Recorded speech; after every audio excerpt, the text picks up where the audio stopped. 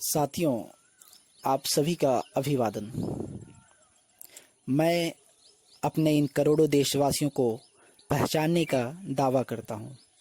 चौबीसों घंटे मैं उनके साथ रहता हूँ। उनकी हिमायत करना मेरा पहला और आखिरी काम है, क्योंकि मैं और किसी ईश्वर को नहीं, सिर्फ उस ईश्वर को मानता हूँ जिसका निवास करोड़ों के मुख्य हृदयों में है। वे लोग ईश्वर की मौजूदगी नहीं पहचानते, मैं पहचानता हूँ, और मैं इन करोड़ों के सेवा द्वारा सत्य रूपी ईश्वर या ईश्वर रूपी सत्य की पूजा करता हूँ। महात्मा गांधी। आज हिंदू स्वराज की कड़ी को आगे बढ़ाते हुए प्रस्तुत है दूसरा अध्याय, बंग भंग। पाठक। आप कहते हैं उस तरह विचार करने पर यह ठीक लगता है कि कांग्रेस ने स्वराज्य की नींव डाली, लेकिन यह तो आप मानेंगे कि वह सही जागृति नहीं थी। सही जागृति कब और कैसे हुई? संपादक। बीज हमेशा दिखाई नहीं देता, वह अपना काम जमीन के नीचे करता है, और जब खुद मिट जाता है तब पेड़ जमीन के ऊपर देखने में आता है। कांग्रेस के बारे में ऐसा ही समझिए। जिसे आप सही जागृति मानते हैं वह तो बंग भंग से हुई, जिसके लिए हम लॉर्ड कर्जन के आभारी हैं। बंग भंग के भक्त बंगालियों ने कर्जन साहब से बहुत प्रार्थना की, लेकिन वे साहब अपनी सत्ता के मद में लापरवाह रहे। उन्होंने मान लिया कि हिंदुस्तानी लोग सिर्फ बकवास ही करेंगे, उनसे कुछ भी नहीं होगा। उन्होंने अपमान भरी भाषा का प्रयोग किया और ज़बरदस्ती बंगाल के टुकड़े किए। हम यह मान सकते हैं कि उस दिन से अंग्रेजी राज्य के भी टुकड़े हुए। बंग भंग से जो धक्का अंग्रेजी हुकूमत को लगा, वैसा और किसी काम से नहीं लगा। इसका मतलब यह नहीं कि जो दूसरे गैर इंसाफ हुए वे बंग भंग से कुछ कम थे। नमक महसूल कुछ कम गैर इंसाफ नहीं है, ऐसा और तो आगे हम बहुत कुछ देखेंगे। लेकिन बंगाल के टुकड़े करने का विरोध करने के लिए प्रजा तैयार थी। उस वक्त प्रजा की भावना बहुत तेज थी। उस समय बंगाल के बहुतेरे नेता अपना सब कुछ न्यौछावर करने को तैयार थे। अपनी सत्ता, अपनी ताकत को वे जानते थे, इसलिए तुरंत आग भड़क उठी। अब वह बुझने वाली नहीं है, उसे बुझाने की ज़रूरत भी नहीं है। ये टुकड़े कायम नहीं करेंगे, बंगाल फिर एक हो जाएगा, लेकिन अंग्रेजी जहाज में जो दरार पड़ी है वह तो हमेशा रहेगी ही। वह दिन ब दिन चौड़ी होती जाएगी।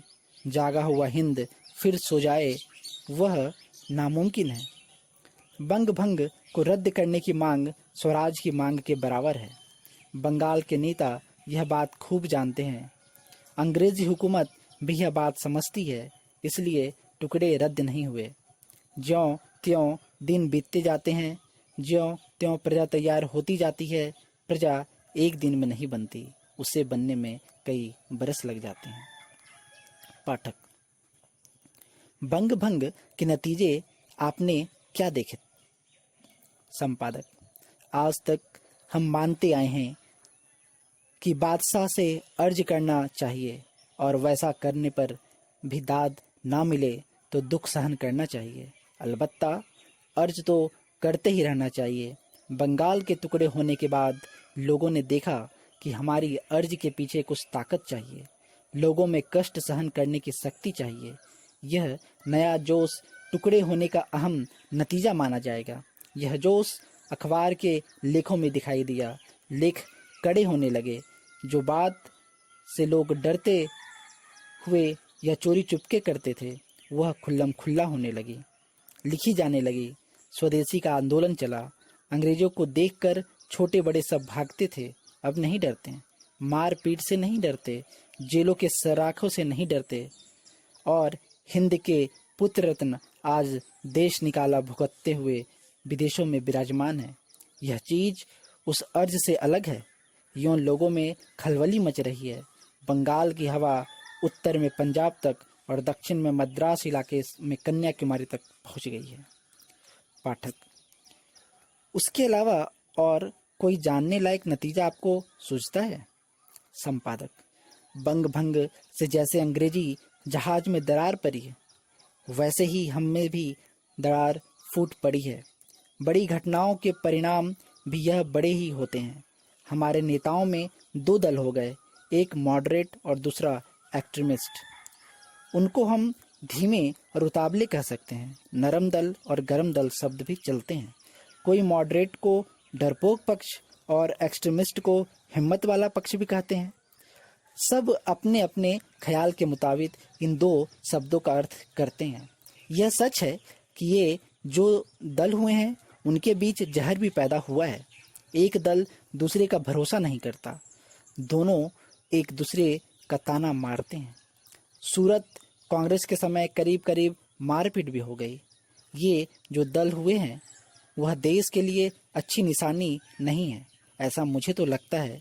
लेकिन मैं यह भी मानता हूँ कि ऐसे दल लंबे अरसे तक टिकेंगे नहीं।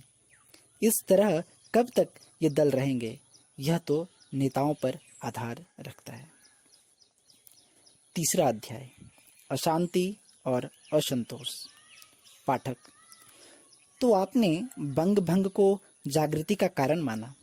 उससे फैली हुई अशांति को ठीक समझा जाए या नहीं? संपादक, इंसान नींद से उठता है तो अंगड़ाई लेता है, इधर उधर घूमता है और अशांत रहता है। उसे पूरा भान आने में कुछ वक्त लगता है। इसी तरह अगरचे बंग भंग से जागृति आई है, फिर भी बेहोशी नहीं गई है। हम अभी अंगड़ाई लेने की हालात में हैं, अभी अशांति की हालात में हैं। जैसे नींद और जाग के बीच की हालत जरूरी मानी जानी चाहिए और इसलिए वह ठीक कही जाएगी, वैसे बंगाल में और उस कारण से हिंदुस्तान में जो अशांति फैली है वह ठीक है। अशांति है यह हम जानते हैं, इसलिए शांति का समय आने की शक्यता है। नींद से उठने के बाद हमेशा अंगड़ाई लेने की हालत में हम नहीं रहते, लेकिन देर सवेर अपनी शक्ति के मुताबिक पूरे जागते ही हैं। इसी तरह इस अशांति में हम जरूर छूटेंगे। अशांति किसी की नहीं भाती। पाठक, अशांति का दूसरा रूप क्या है? संपादक, अशांति असल में असंतोष है। उसे आजकल हम अनरेस्ट कहते हैं। कांग्रेस के ज़माने में वह डिस्टेंट कहलाता था। मिस्टर ह्यूम हमेशा कहते थे कि हिंदुस्तान में असंतोष फैलाने की ज़रूरत है। वह असंतोष बहुत उपयोगी चीज़ है। जब तक आदमी अपनी चालू हालात में खुश रहता है, तब तक उसमें से निकलने के लिए उसे समझाना मुश्किल है। इसलिए हर एक सुधार के पहले असंतोष होना ही चाहिए। चालू चीज़ से उब जाने पर ही उसे फेंक देने का मन करता है। ऐसा असंतोष हमें महान हिंदुस्तानियों की और अंग्रेजी की पुस्तक पढ़कर पैदा हुए हैं। वह संतोष से अशांति पैदा हुई है और उस अशांति में कई लोग मरे, कई बर्बाद हुए, कई जेल में गए, कई को देश निकाला हुआ। आगे भी ऐसा होगा और होना चाहिए। ये सब लक्षण अच्छे माने जा सकते हैं, लेकिन इसका नतीजा बुरा भी आ सकता है। अध्याय 4, स्वराज्य क्या है? पाठक, कांग्रेस ने हिंदुस्तान को एक राष्ट्र बनाने के लिए क्या किया? बंग भंग से जागृति कैसे हुई? अशांति और असंतोष कैसे फैले? यह सब जानना अब मैं जानना चाहता हूँ कि स्वराज्य के बारे में आपके क्या ख्याल हैं। मुझे डर है कि शायद हमारी समझ में फ़र्क हो। संपादक, फ़र्क होना मुमकिन है। स्वराज्य के लिए आप हम सब अधीर बन रहे हैं, लेकिन वह क्या है, इस बारे में हम ठीक राय पर नहीं पहुँचे हैं। अंग्रेज़ों को निकाल बाहर करना चाहिए, यह विचार बहुतों के मुंह से सुना जाता है, लेकिन उन्हें क्यों निकालना चाहिए, इसका कोई ठीक ख्याल किया गया है? ऐसा नहीं लगता। आपसे ही एक सवाल मैं पूछता हूँ, मान लीजिए कि हम मांगते हैं उतना सब अंग्रेज हमें दे दे, तो फिर उन्हें निकाल देने की जरूरत आप क्या समझते हैं? पाठक: मैं तो उनसे एक ही चीज मांगूंगा, वह है मेहरबानी करके आप हमारे मुल्क से चले जाएं। यह मांग वे कबूल करें और हिंदुस्तान से चले जाएं। तब भी अगर कोई ऐसा अनर्थ करे कि वे यही कर रहते हैं, तो मुझे उसकी परवाह नहीं होगी। तब फिर हम ऐसा मानेंगे कि हमारी भाषा में कुछ लोग जाना का अर्थ रहना कहते हैं। संपादक: अच्छा, यह मान ले कि हमारी मांग के मुताबिक अंग्रेज चले गए, उसके बाद आप क्या करेंगे? पाठक: इस सवाल का जवाब अभी से दिया ही नहीं जा सकता। वे किस तरह जाते हैं उस पर बाद की हालत आधार रहेगा। मान ले कि आप कहते हैं उस तरह से वे चले गए, तो मुझे लगता है कि उनका बनाया हुआ विधान हम चालू रखेंगे और राज का कारोबार चलाएंगे। कहने से ही वे चले जाए तो हमारे पास लश्कर तैयार ही होगा, इसलिए हमें राजकाज चलाने में कोई मुश्किल नहीं आएगी। संपादक: आप भले ही ऐसा माने, लेकिन मैं नहीं मानूंगा। फिर भी मैं इस बात पर ज़्यादा बहस नहीं करना चाहता। मुझे तो आपके सवाल का जवाब देना है।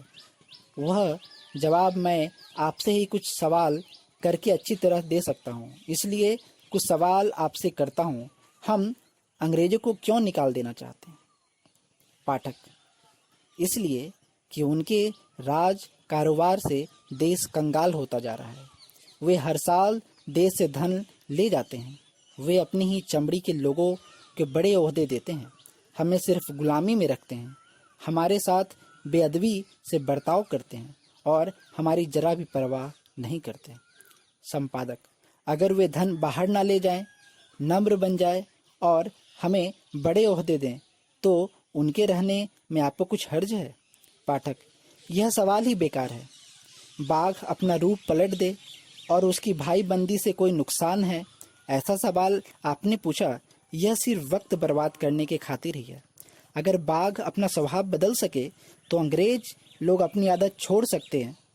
जो कभी होने वाला नहीं है वह होगा, ऐसा मानना मनुष्य की रीत ही नहीं है। संपादक: कनाडा को जो राजसत्ता मिली है, बोअर लोगों जो राजसत्ता मिली है, वैसी ही हमें मिले तो? पाठक: यह भी बेकार सवाल है। हमारे पास उनकी तरह गोला बारूद हो तब वैसा जरूर हो सकता है, लेकिन उन लोगों की जितनी सत्ता जब अंग्रेज हमें देंगे, तब हम अपना ही झंडा रखेंगे। जैसा जापान वैसा हिंदुस्तान। अपना जंगी बेड़ा, अपनी फौज, अपनी जहाज़े जलाली होगी और तभी हिंदुस्तान का सारा दुनिया में बोलबाला होगा। संपादक: यह तो आपने अच्छी तस्वीर खींची। इसका अर्थ यह हुआ कि हमें अंग्रेजों की राज तो चाहिए, पर अंग्रेज शासक नहीं चाहिए। आप बाघ का स्वभाव तो चाहते हैं, लेकिन बाघ नहीं चाहते। मतलब यह हुआ कि आप हिंदुस्तान को अंग्रेज बनाना चाहते हैं, और हिंदुस्तान जब अंग्रेज बन जाए तब वह हिंदुस्तान नहीं कहा जाएगा, लेकिन सच्चा इंग्लिस्तान कहा जाएगा। यह मेरी कल्पना का स्वराज नहीं है। पाठक: मैं तो जैसा मुझे सूझता है वैसा स्वराज बतलाया। हम जो शिक्षा पाते हैं वह अगर कुछ काम की हो, स्पेंसर, मिल वगैरह महान लेखकों ने जो लेख हम पढ़ते हैं वे कुछ काम के हों, अंग्रेजी पार्लियामेंटों की माता हो, तो फिर बेशक मुझे तो लगता है कि हमें उनकी नकल करनी चाहिए। वह वहाँ तक कि जैसे वे अपने मुल्क में दूसरों को घुसने नहीं देते, वैसे हम भी दूसरे को न घुसने दें। यूँ तो उन्होंने अपने देशों में जो किया है वैसा और जगह अभी देखने में नहीं आता, इसलिए उसे तो हमें अपने देश में अपनाना ही चाहिए। लेकिन अब आप अपने विचार बतलाइए। संपादक: अभी देर है, मेरे विचार अपने आप इस चर्चा में आपको मालूम हो जाएंगे। स्वराज्य को समझना आपको जितना आसान लगता है उतना ही मुझे मुश्किल। इसलिए फिलहाल मैं आपको इतना ही समझाने की कोशिश करूँगा कि जिसे आप स्वराज्य कहते हैं वह सचमुच स्वराज्य नहीं है। साथियों, आज 3 अध्याय का सिलसिला यहीं मैं थामूंगा और आशा करता हूँ कि पूरी हिंद स्वराज आप सुनेंगे और जिस विचार को 1909 में गांधी जी ने रखा था उसी तरह मैं आप तक इस विचार को पहुंचा सकूं, इसी आशा और विश्वास के साथ आपसे विदा लेता हूं। आपका क्रांति गुरु। धन्यवाद।